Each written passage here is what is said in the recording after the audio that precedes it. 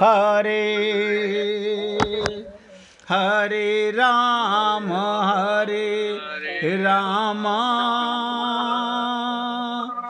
राम राम हरे हरे हरे कृष्ण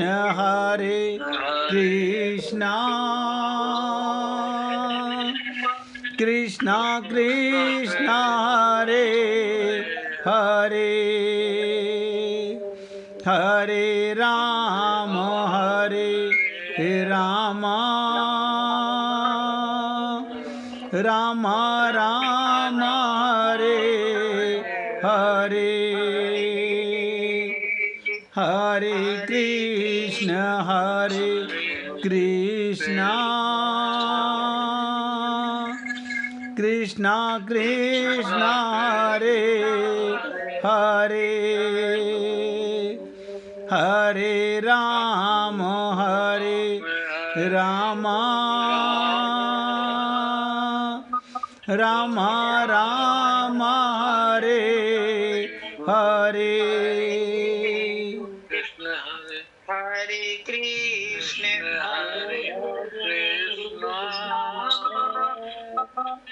गाइए गाइए गाइए।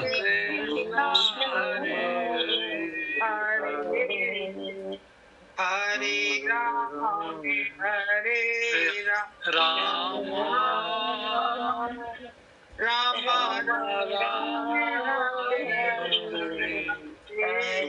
चलिए सभी पुण्य आत्मा ध्यान से सुनिएगा। भगवान ये सुनते सुनते तो अनंत जन्म हो गए कि भगवान हम सबको जगाना चाहते हैं। अपनी प्राप्ति के लिए भगवान ने मौका दिया, और अपनी प्राप्ति का मतलब कि मैं तो सदा मिला हुआ हूँ, ये जीव जाग नहीं रहे। रात में सोने से पहले जिस किसी को सुबह जल्दी उठना हो, लोग अपनी घड़ी या फ़ोन में अलार्म लगाकर सोते हैं कि सुबह 5 बजे की ट्रेन पकड़नी है, 3 बजे हमें उठना पड़ेगा ताकि आने वाले कल के लिए समय से पूर्व तैयार हो सकें। अलार्म लगाकर उठने वाले लोग 4 प्रकार के होते हैं, ध्यान से सुनिएगा। पहले प्रकार वाले वो होते हैं जो अलार्म लगाते हैं परंतु कभी उठते नहीं हैं। अलार्म तो लगाते हैं, कभी उठते नहीं हैं। वो इतनी गहरी नींद में सोए हुए होते हैं, उन्हें घड़ी का अलार्म बजते हुए सुनाई नहीं देता। सारी दुनिया उठ जाती है, पूरा घर उठ जाता है, वो सोए रहते हैं। दूसरे प्रकार के लोग वो होते हैं जो अलार्म सुनते हैं पर एक झपकी और लेने के लिए बार बार स्नूज बटन पे हाथ मार देते हैं, अपने उठने के समय को आगे बढ़ाते जा रहे हैं। तीसरे प्रकार के लोग वो होते हैं घड़ी का अलार्म सुनकर उठ जाते हैं, कुछ समय बैठकर सोचते हैं और फिर अलार्म बंद करके फिर सो जाते हैं। यानी उठ जाते हैं, सोचते हैं क्या 5-10 मिनट लेट उठ जाऊंगा तो काम तो नहीं बिगड़ जाएगा। और चौथे प्रकार के लोग वो होते हैं जो घड़ी के अलार्म को सुनकर उठ जाते हैं, फिर जीवन के लक्ष्यों को पाने के लिए अपने आप को कुछ लाभकारी कार्यों में रत कर देते हैं। आप कहोगे ये बात हमें किस लिए बताई जा रही है? कोई कारण होगा। अभी इस समय आप और हम लोग क्या चर्चा कर रहे हैं? श्रीमद् भागवत, ये भगवत गीता की जो चर्चा चल रही है, ये घड़ी के अलार्म की ही भांति है।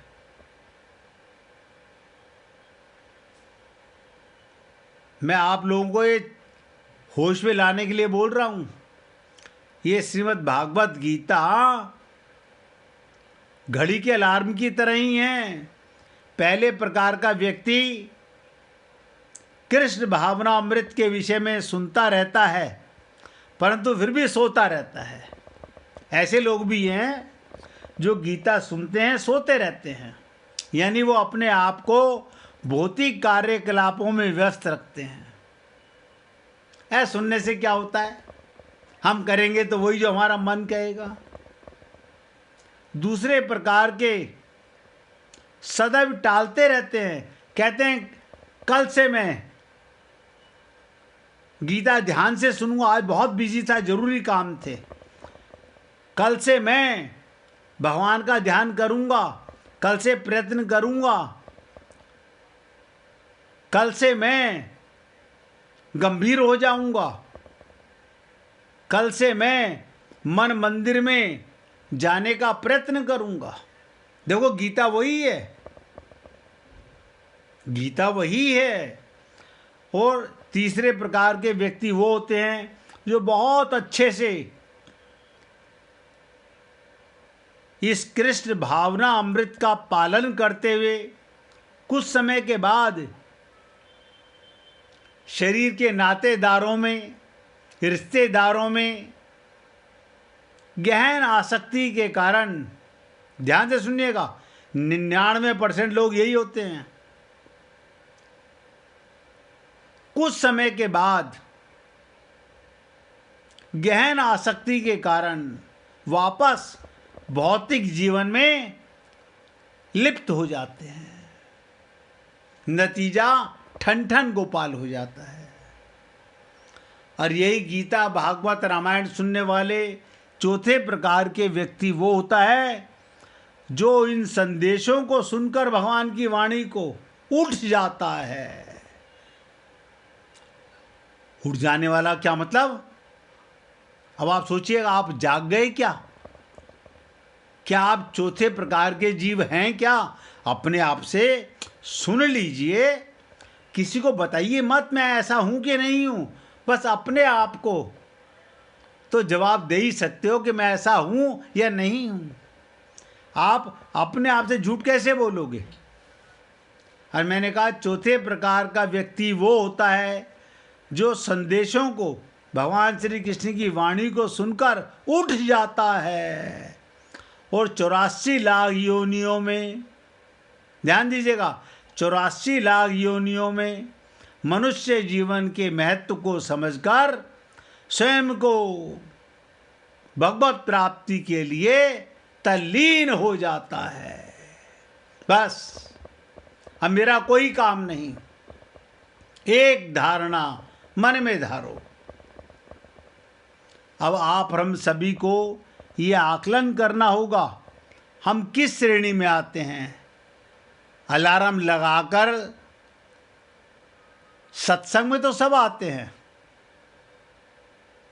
यदि हम पहले 3 श्रेणी में आते हैं तो ये भयावह परिस्थिति है, 84 लाख योनियों में हम भटकते रहेंगे, क्योंकि निकला हुआ समय किसी भी कीमत पर वापस नहीं आ सकता। और यदि इस मनुष्य जीवन अवधि में हम भगवान की भक्ति में, सेवा के प्रति आसक्ति उत्पन्न करने में विफल होते हैं तो अंत समय में पश्चाताप के अलावा कोई विकल्प नहीं रहता, कोई विकल्प नहीं रहता। इसलिए हमें चौथे प्रकार के व्यक्ति की भांति अलार्म बजते ही तुरंत उठ जाना चाहिए। और ये मैं आपसे क्यों निवेदन कर रहा हूं, ये समता का भाव वही समझ पाएगा जो चौथे प्रकार का है। एक बार कहीं पर ध्यान में आ रहा है तो बता रहा हूं, एक स्त्री जिसे संसार के लोग बोलते हैं कि सुहागन गई है, उसका शरीर छूट गया, उसको घर परिवार वाले बड़ा श्रृंगार करके शमशान भूमि ले जा रहे थे। वहीं पर एक संत भी थे, वहीं पर एक संत भी थे। उनसे किसी ने पूछा कि महाराज ये जो कर रहे हैं क्या ये सही कर रहे हैं? बोले अपनी दृष्टि में तो सभी सही कर रहे हैं। मजा तो जब है जब भगवान आपको दुल्हनिया की तरह सजा करके अपने लोक लेकर के जा रहे हो। आप तो शमशान लेके जा रहे हो। अंतर समझ लो, आप तो शमशान तक लेके जा रहे हो। कल गोदा जी का आपने सुना विवाह, भगवान उनका श्रृंगार युक्त कहाँ लेके गए? अपने लोक में लेके गए। लेकिन क्या करें, हम लकीर के फकीर अज्ञानी लोग उसी ढर्रे पर चल रहे हैं जिसे संसार में देखते आ रहे हैं। हम वो प्रेम, वो भावना, ये चौथे प्रकार का जो अलार्म है उससे जागना नहीं चाह रहे। अब आप सोचिएगा, आपके पास ये विवेक बुद्धि तो आ चुकी होगी कि जो मरे हुए शरीर को सजा करके शमशान ले जा रहा है वो ज़्यादा अच्छा है, या जो सीधा भगवान के लोक में भगवान अपनी दुल्हनिया बना के अपने धाम में ले जा रहे हैं वो ज़्यादा अच्छा है? आप किस तरह के लोगों का संग देना चाहते हैं? कैसे लोगों में अपने आप को शामिल करना चाहते हैं? अगर इस देह में परम पति से भेंट नहीं हुई, जो कि सदा से मिला हुआ है, वो आपको अपने लोक ले जाने के लिए आता है। लेकिन आप और हम लोग इस संसार की ममता मोह आसक्ति के चक्कर में समता में आज तक नहीं आए हैं। अब विशेष चर्चा जो मैंने आपसे कही थी, बहुत ध्यान से सुनिएगा, बहुत इम्पोर्टेंट है। अगर आप एकाग्रचित्त होकर सुनेंगे तो समता शब्द का अर्थ बहुत गहरा आपको समझ में आने वाला है। भगवान 31वें श्लोक से 38वें श्लोक तक के 8 श्लोकों में कई विचित्र भाव प्रकट करते हैं। किसी की व्याख्यान देना हो और किसी विषय को समझना हो तो भगवान इन 8 श्लोकों में उसकी कला बताते हैं। जैसे कर्तव्य कर्म करना हो और अकर्तव्य ना करना हो, ऐसे विधि निषेध व्याख्यान देना हो तो उसमें पहले विधि, बीच में निषेध और अंत में विधि को वर्णन करके व्याख्यान समाप्त कर देते हैं।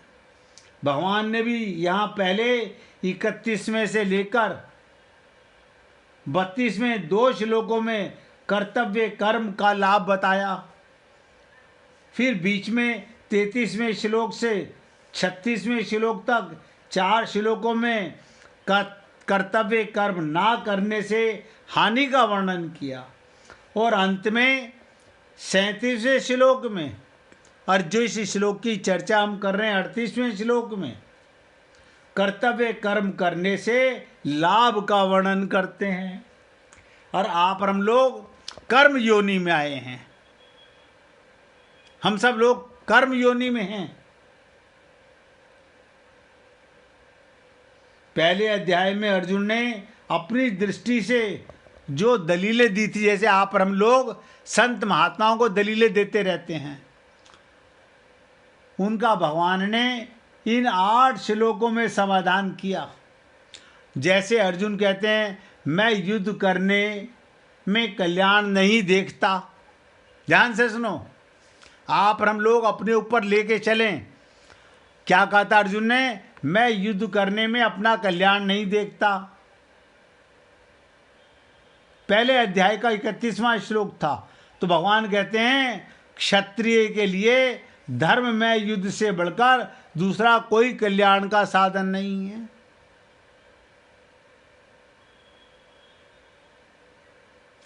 अर्जुन कहते हैं युद्ध करने से हम सुखी कैसे होंगे?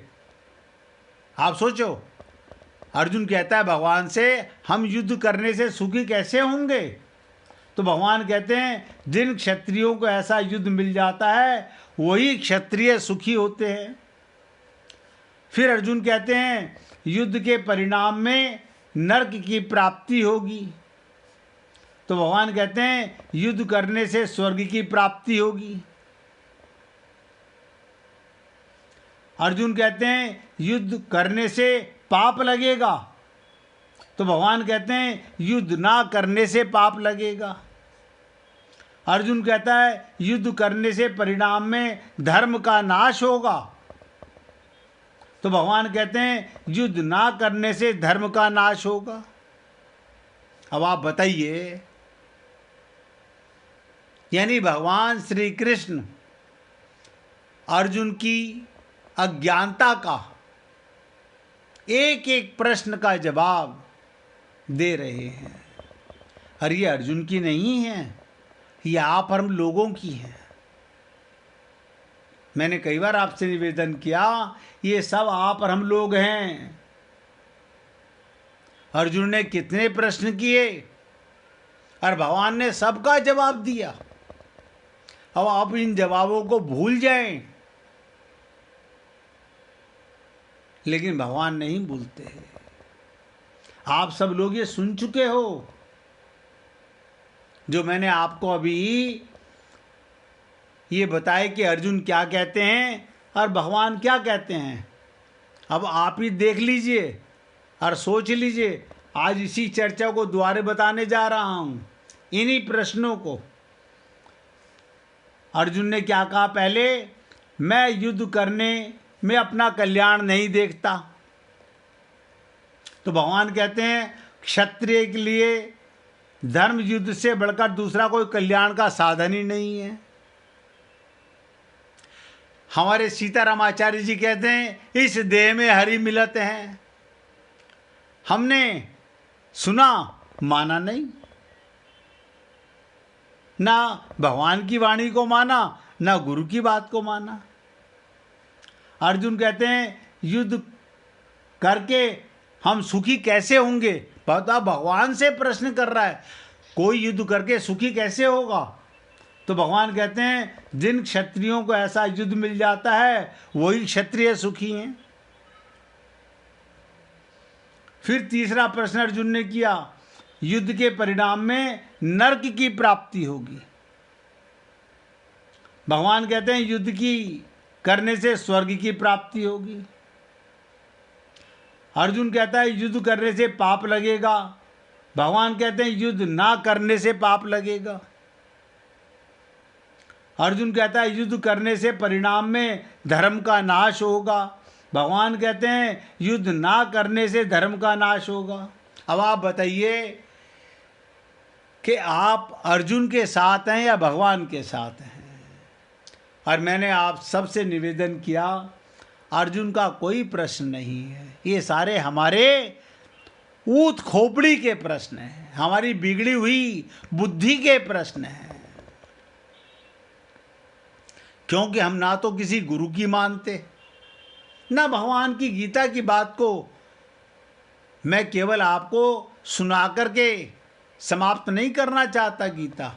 मैं तो चाहता हूं आपको चौथे प्रकार का अलार्म, बस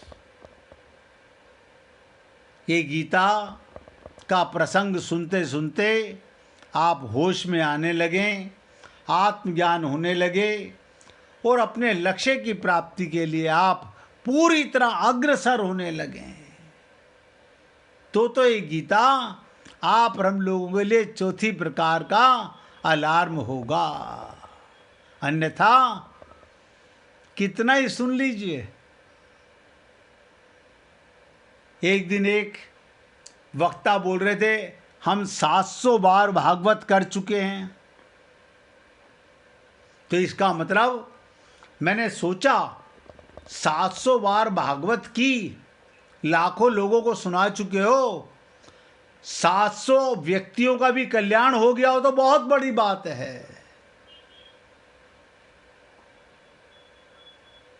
ऐसे भी बहुत से लोग मिले हैं, मैं नाम नहीं बताना चाहूँगा। हमारे सगे संबंधियों में हम अखंड रामायण का पाठ करते हैं।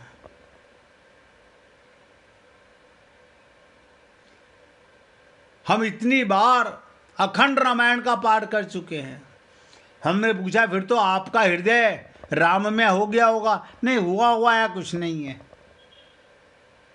हुआ हुआ या कुछ नहीं है।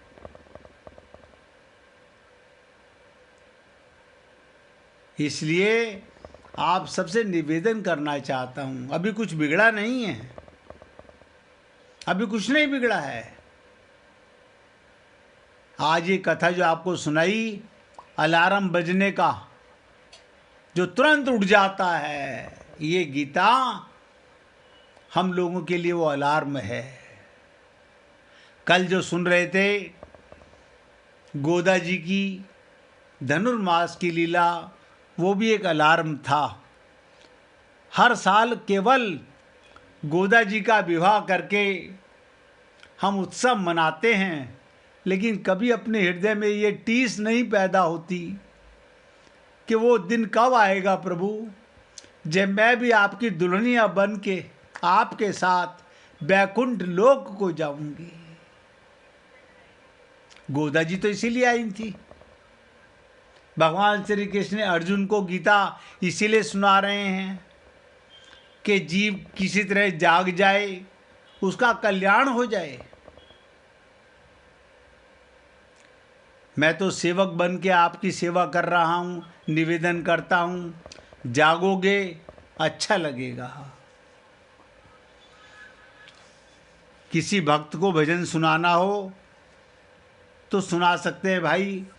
मैं अपने शब्दों को यहाँ विराम दे रहा हूँ और आपसे निवेदन कर रहा हूँ कि आप अगर अभी भी नहीं जागे, फिर पछताए क्या होते हैं जब चिड़िया चुग गई खेल। राजकुमार जी, पहले तो आप अपने मोबाइल की आवाज़ एकदम कम करो, क्योंकि वो फट रही है बहुत ज़्यादा।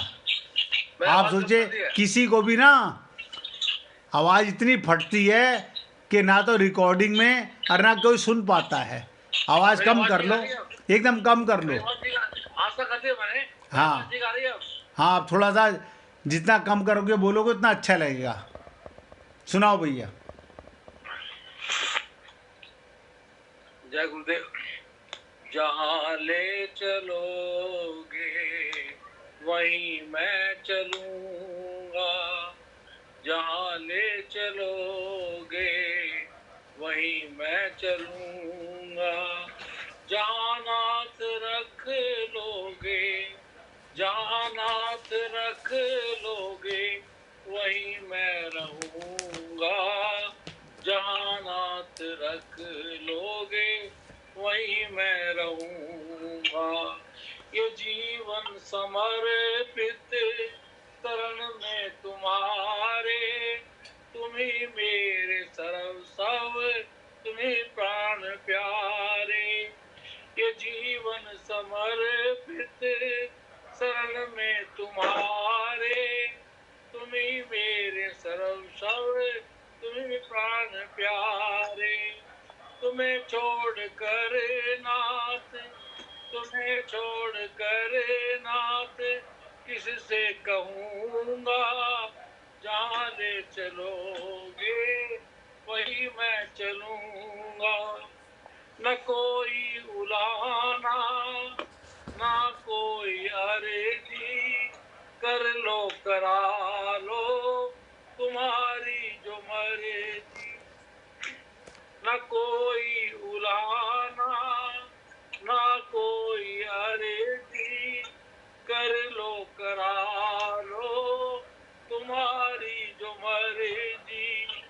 कहना भी होगा तो, कहना भी होगा तो तुम्हीं से कहूँगा।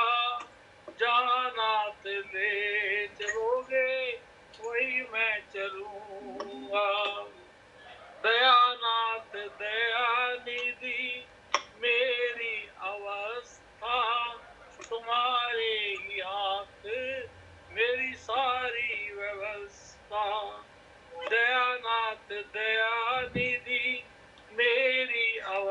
रास्ता तुम्हारे ही हाथ में मेरी सारी व्यवस्था। सहोगनाथ जो भी खुशी से कहूँगा। जहाँ ले चलोगे वही मैं चलूँगा।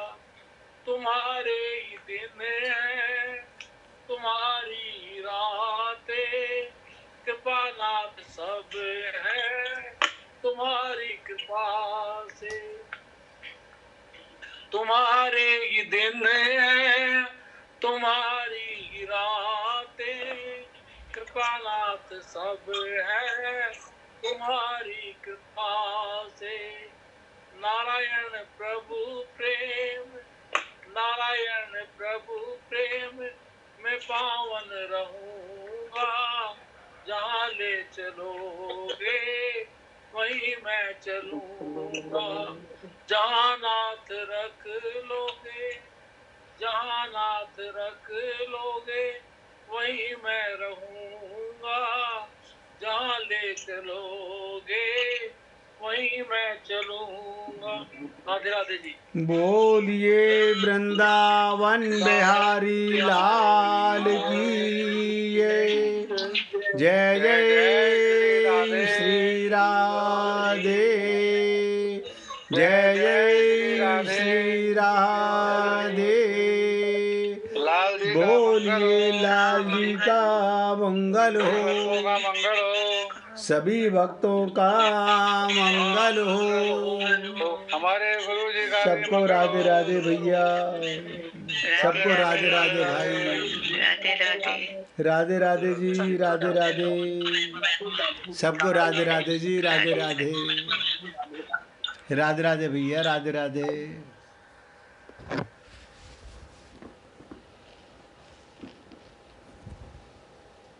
ये अशोक जी को क्या जोश आया, क्या लास्ट में दी तेज आवाज में।